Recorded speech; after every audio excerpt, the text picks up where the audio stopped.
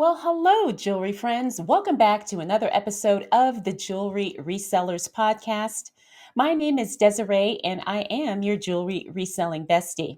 Today's episode is part three of a three-part series for jewelry reselling beginners, and it covers the third component in what I believe makes up a successful jewelry reselling business. So, in part one, we talked about sourcing. Remember, I explained that you need a solid system for sourcing so you can make sure you have the inventory you need in order to sustain your jewelry reselling business. And in part two, I talked about selling. Remember, this is the part of your business where you are actually getting your wonderful jewelry pieces into the hands of the buyers that want them.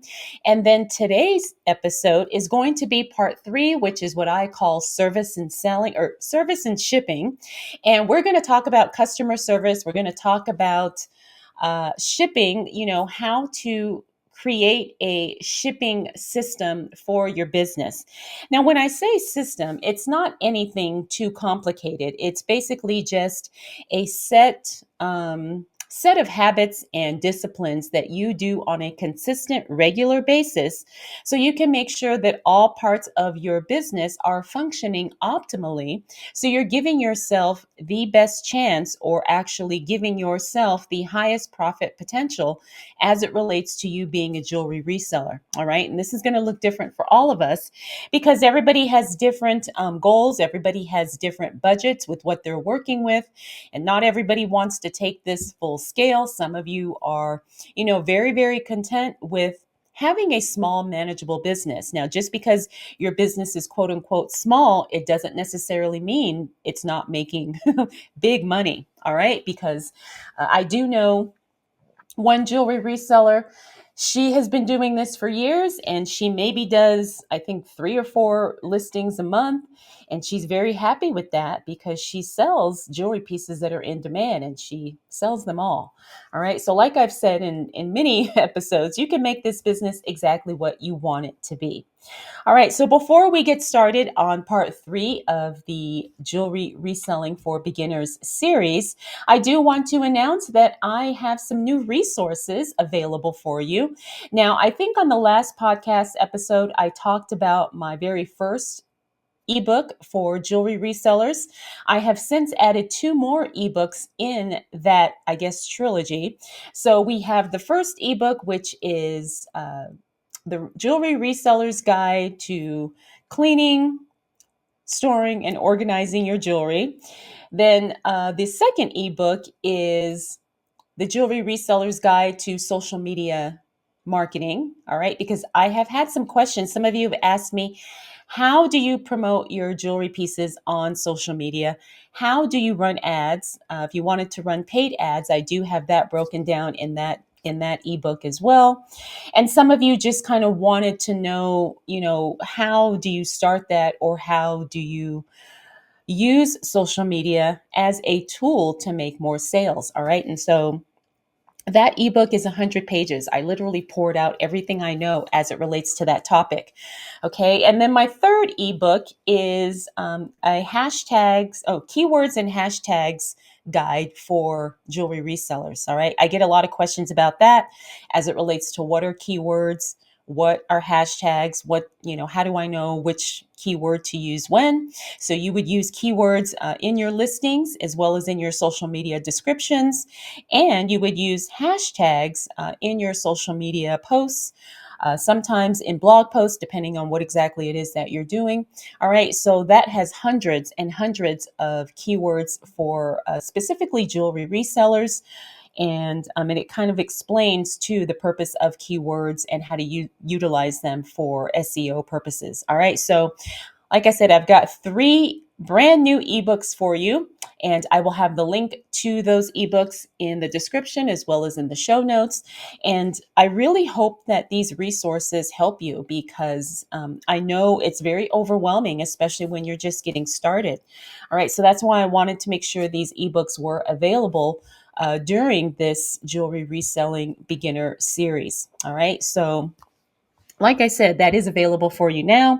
And if you do pick up any of the ebooks, please feel free to give me your feedback. If there's something you think I may have missed, or maybe something I need to expand more upon, I am more than willing to do an update or a revision as needed. All right. Because, like I said, I really want this to be a useful resource for you. All right, so let's go ahead and get into today's topic. We are talking about shipping and service as it relates to our jewelry reselling business. You guys know I always have my notes because I don't want to forget anything. And, like I've said, I think I said this in the last episode, shipping and service probably is the easiest part of your reselling business because this is kind of an automatic and a given. And so a lot of us are already doing this as resellers. Okay. And so with jewelry, there's not going to be too much difference, but there are some things that we want to think about. And so I'm going to talk about that and break all of that down today. All right. So the purpose or the goal of today's episode is to really empower you with some actionable tips to improve your shipping processes and to really give your customers the best experience possible as it relates to shopping with you. All right. So, this is something that you will get better at over time, but please don't get too overwhelmed because it's really not that complicated once you learn, depending on what platform you are selling on, once you learn all of the steps involved, you can definitely manage this. And this is something that, like I said, you will probably master easiest out of all three components that I've talked about as it relates to a jewelry reselling business. All right, so let's go ahead and start with streamlining your shipping process. All right, so we've already got the jewelry pieces, we've made a sale, yay. Now it's time to ship those gorgeous pieces out to our customers.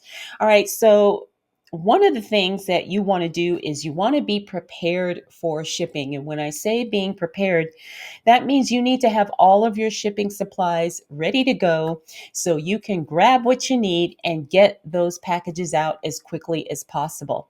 Now, I have also shared this, and this is my own personal rule for myself, in that I like to do all of my shipping within 24 hours once the sale is made. All right. I don't like to wait, but I understand that may not work for everybody.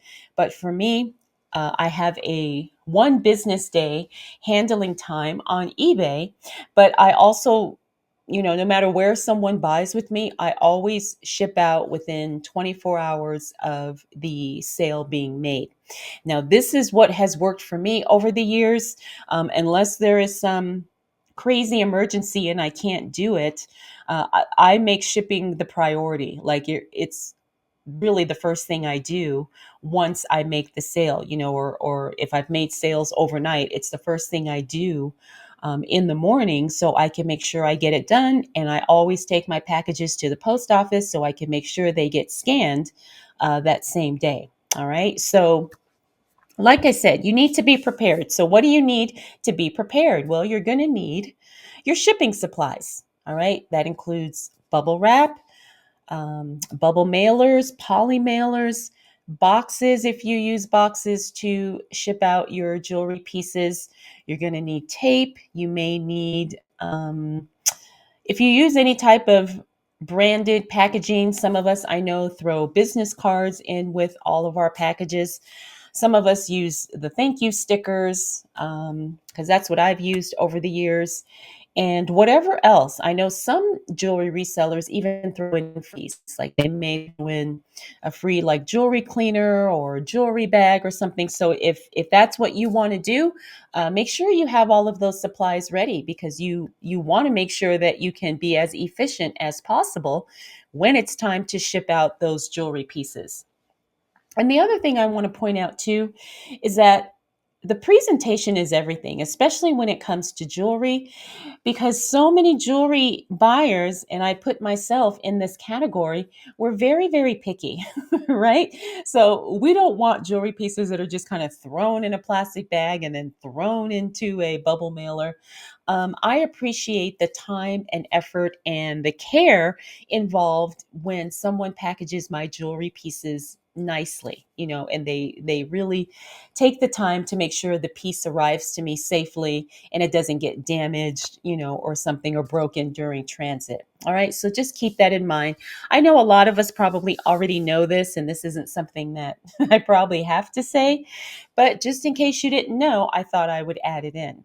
All right. And you always want to keep a stock on hand, because there's nothing worse than running out of your shipping supplies and you've got 8 packages to mail.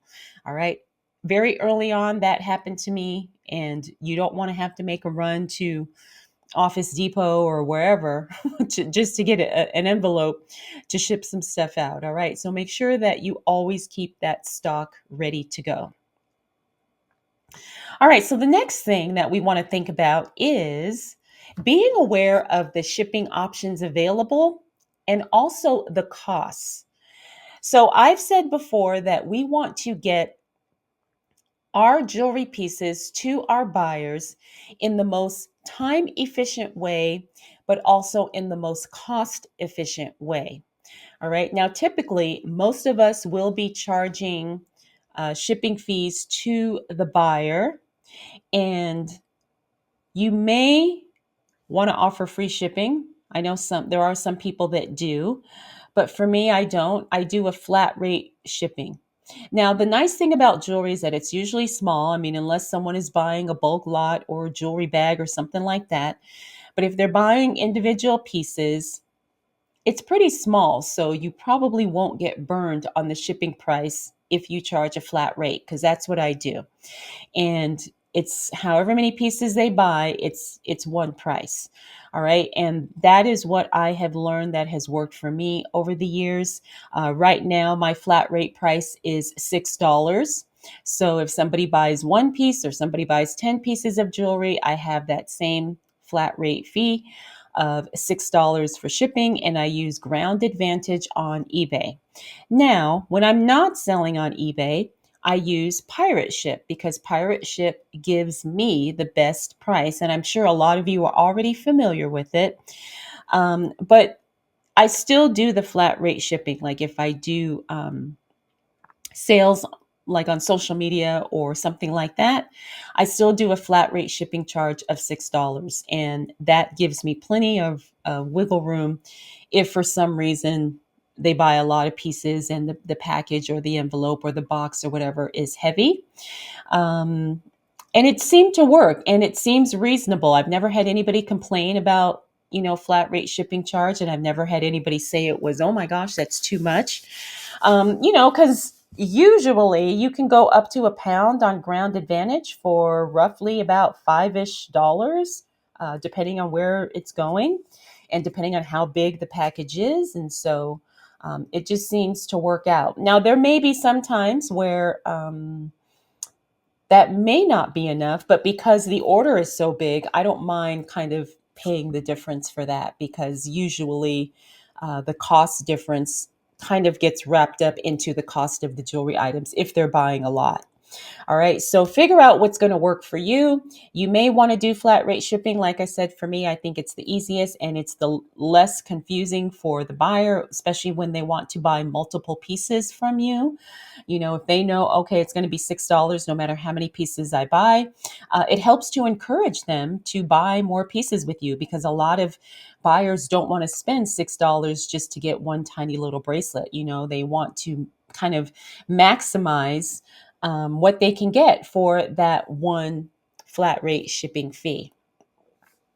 All right, so again, you have a lot of options as it relates to shipping carriers. We have USPS, United States Postal Service, we have FedEx, we have UPS, and then there's international shipping for those of you who do ship international. Now, I do the eBay. Is it the global shipping? I don't know what it's called, but whatever the international shipping program is on eBay, that's what I do. And so I just send it to the fulfillment center on eBay, and then eBay forwards it on to the international buyer. And that's all we have to worry about. So if you're not doing the international shipping program, or the global shipping program, I think it's called, on eBay, I highly encourage you to do so, because it doesn't take any extra work or effort to send it out. You just send it to the fulfillment center, and that's all you got to worry about. Okay. Okay, so we talked about our shipping options. We talked about the costs and trying to figure out how we can get the best costs for ourselves and for our buyer. Next, I want to talk about tracking and insurance because I get a lot of questions on this too. So, my general rule of thumb is that any purchase $100 or more, I will add insurance and I will add signature required. Now, this is going to cut into your profits. It's going to cut into um, how much money you make on that particular sale, but the peace of mind is worth it. Now, thankfully, I've never had any issues. The packages have arrived, on time, intact, and the buyer has signed for the piece because I just want to make sure that I am protected and doing everything I can to make sure that that jewelry gets to the buyer safely. All right. And like I said, my rule is $100 or more. There's been a couple times where, like around the $80 mark, I have added signature confirmation just because my gut just told me to. So there wasn't like anything weird. I just said, you know what, I'm going to add a signature confirmation to this one. And it's not that much. I want to say it's under $5. I want to say it's roughly around $4 or something like that. And then I do get insurance as well, especially for those higher end jewelry pieces, because I don't want to take any chances. And especially for those of us who are selling vintage and antique pieces, a lot of times you cannot replace those pieces easily, if at all. So you want to make sure that you are doing everything you can to ensure that the jewelry gets to the buyer in the safest and most guaranteed way possible. All right. So that has been my rule for me and for my business. Anything $100 or more, that gets insurance, of course, and signature confirmation. Because I don't want a buyer saying, oh, I never got it or something like that. And the other thing I worry about too is I don't want the postal carrier to just leave the package somewhere, right? To just leave it on someone's porch or just leave it in someone's mailbox, especially if it's a very expensive piece of jewelry.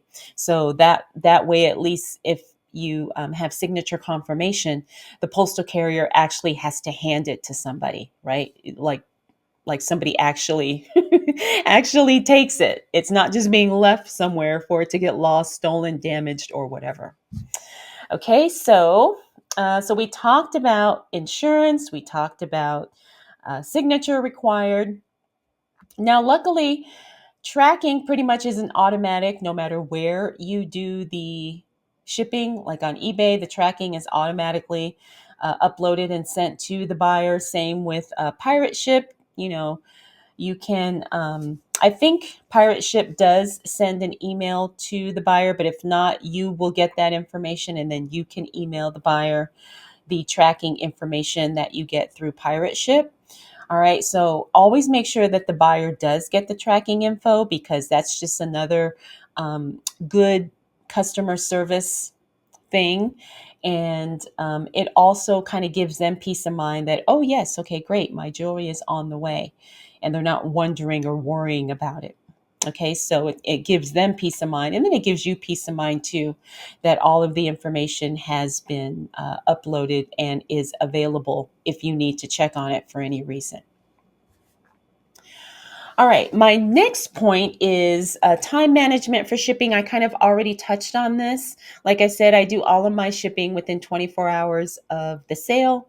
That is just what works for me. And because I don't want to waste any time, I don't want to take any chances of something, getting lost or me not being able to do what I need to do. All right, so you figure out what schedule makes sense for you as it relates to your shipping. I know some people can only do shipping 1 day a week. That's totally fine. Just make sure that your handling time matches, what you can realistically accommodate as it relates to getting your packages out. Let's see. I also have here shipping labels, Pirate Ship, ShipStation, I think, is the shipping site that PayPal uses. I've used it a couple times. I don't think it is as efficient or gives me as good of shipping costs as Pirate Ship does. But sometimes Shipping Station is easier because it's already built into PayPal. So if you are doing, the PayPal invoice thing, you may just want to keep it all, in-house, so to speak, and just use ShipStation because that is offered through PayPal. All right. Okay, so now we are on to customer service. This is the service of the shipping and service component of your jewelry reselling business. And I don't think there's too much to really go into as it relates to customer service and giving our buyers the best experience possible, because this really is all about trust and how you build and nurture relationships with your buyers so you can hopefully have them come back and become repeat buyers and shop with you for months or years to come. All right, so do whatever you can to really just give a good experience to your buyer. Communication if they have questions, even in your listings, right? Being as thorough and as accurate as you possibly can be. So that way you kind of avoid any additional questions because you cover everything in your listing and in your description and through your photos. All right. And if people have questions, try your best to get back as quickly as possible. I understand we all have lives, we're all busy, but there's been, quite a few sellers where I have messaged them with a question or something and they don't get back to me, or maybe they get back to me a week later, and so we don't want to do that. I understand, like I said, stuff happens and life happens, but we really want to take care of our customers. We really do. And some of the stuff I think is just part of, you know, consideration, right? To really be courteous and considerate of other people and the fact that they took the time to even look at your jewelry and show some type of interest. I think that's a big deal, and that's something that should be acknowledged. Okay. All right. Now, here is where sometimes a lot of people, I don't want to say get emotional, but I guess they do get emotional. And that's when issues or complaints or negative feedback comes up. I'm here to tell you, you can do everything perfectly under the sun.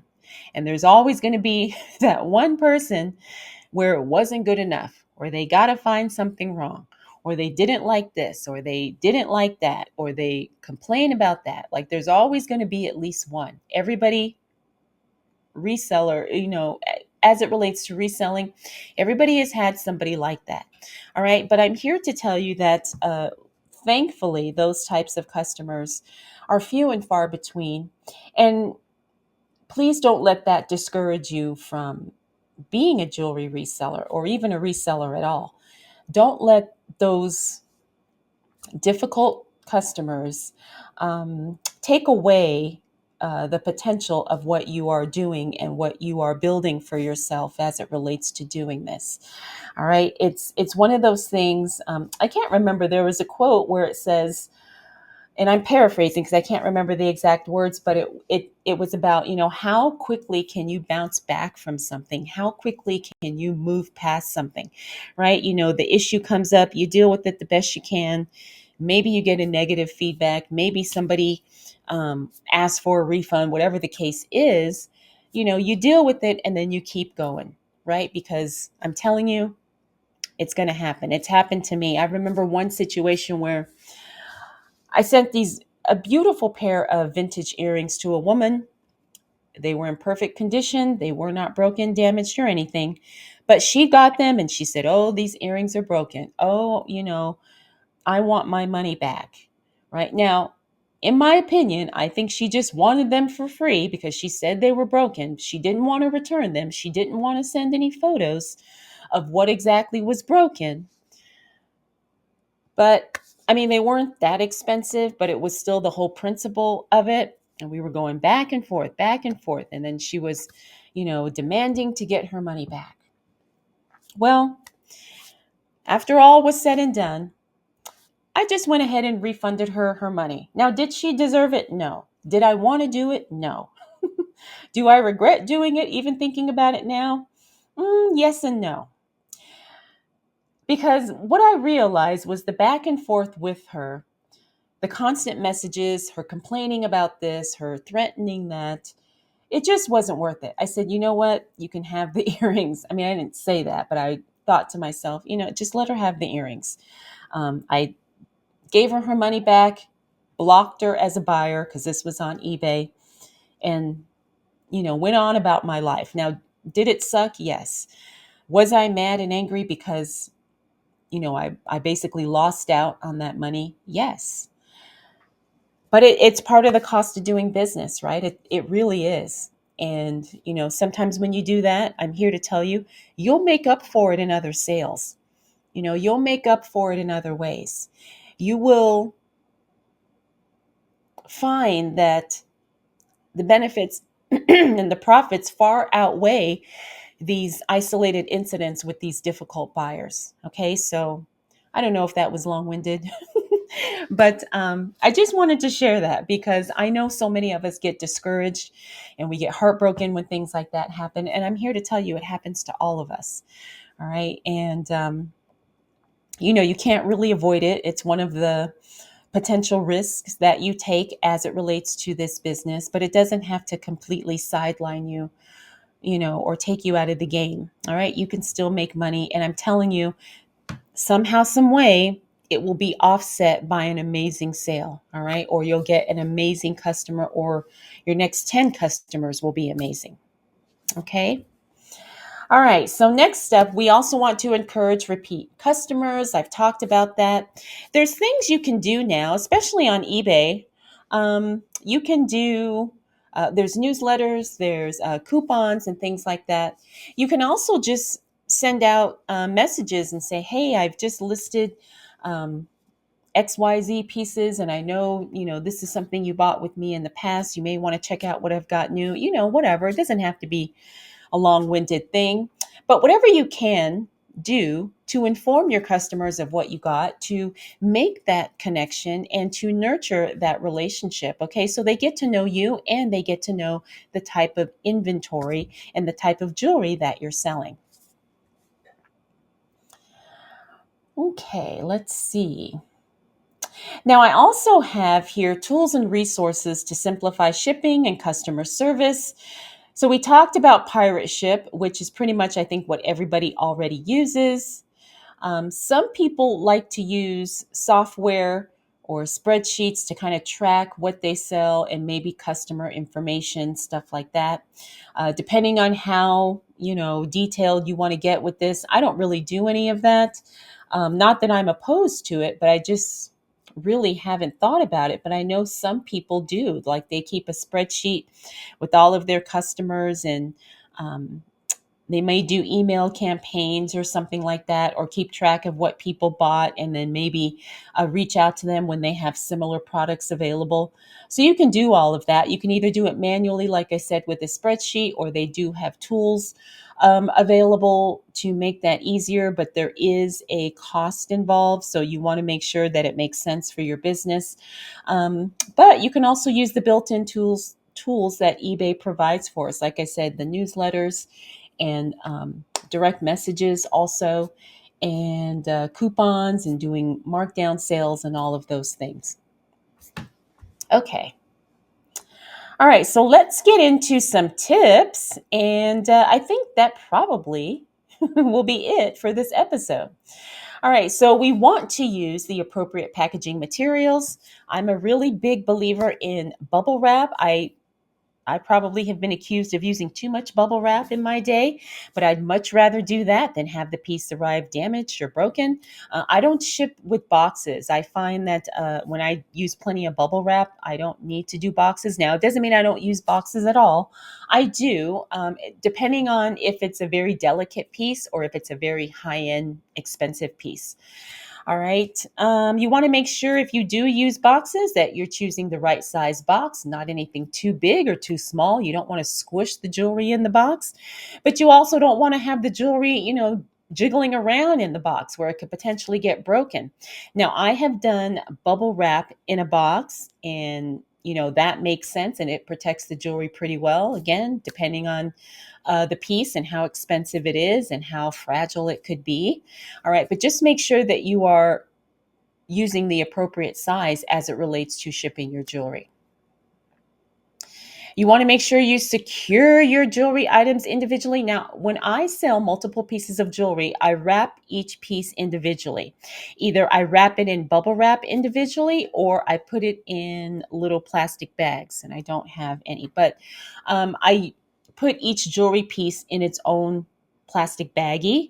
That way it doesn't scratch or rub up against another piece and then something gets broken or gets damaged or something like that.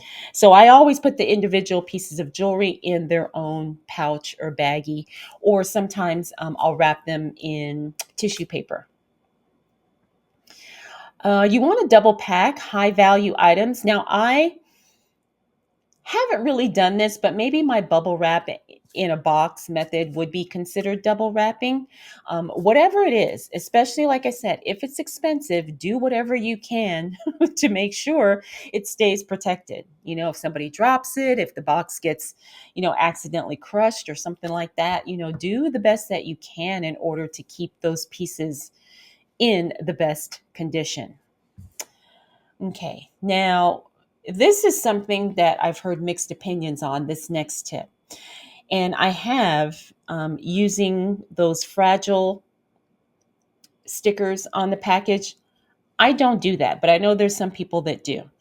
And I don't know why. Maybe it's because I've heard the horror stories where they say that sometimes the mail carriers or FedEx or UPS, when they see fragile on a box, they're purposely not careful with those boxes. I don't know if that's true.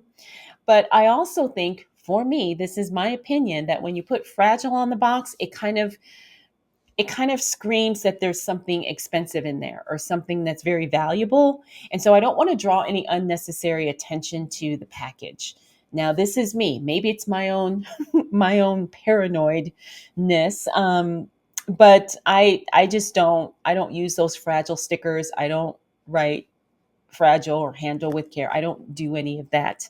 I just make sure I wrap the item very, very well, and that's it. I don't mark the box in any type of special way that it needs special handling or anything like that. Let's see. You want to make sure you use good tape. I can't tell you how many times I've seen people use the cheap Dollar Tree tape and then it comes undone because the adhesive is not strong. All right. I'm not saying Dollar Tree can't have good tape, but I don't use it. I just spend the money on the best tape. I use the duct tape, the Easy Start duct tape. That's my favorite packing tape and the tape I've been using for years. And that's the only one I buy. You can buy it at Walmart. I think it comes in a pack of 6. They also sell it on Amazon. I also have a link in the resources tab on the website.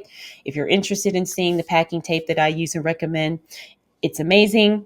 It's quiet, and it holds really strong no matter what type of temperature or climate. Because you know how in some like sometimes when you ship into cold places, the cold will kind of weaken the adhesive on the tape. So you don't want that. Now, this tape isn't the cheapest, but it's also not the most expensive. And I've never had any issues with it. And so that is the only packing tape that I use. Okay. So some things that you want to invest in are a postal scale. I think we already know that. Good tape, right? Good tape. We also want to make sure we have all our packing supplies. I talked about that. And I think that is it. Oh, and any type of correspondence or, little business cards or something like that if you want to throw that in your package.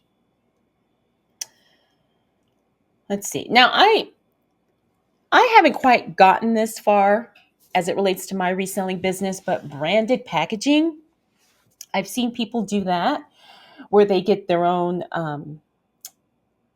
branded tissue paper or poly mailers or bubble mailers. If you want to spend the money on that, I think it's great.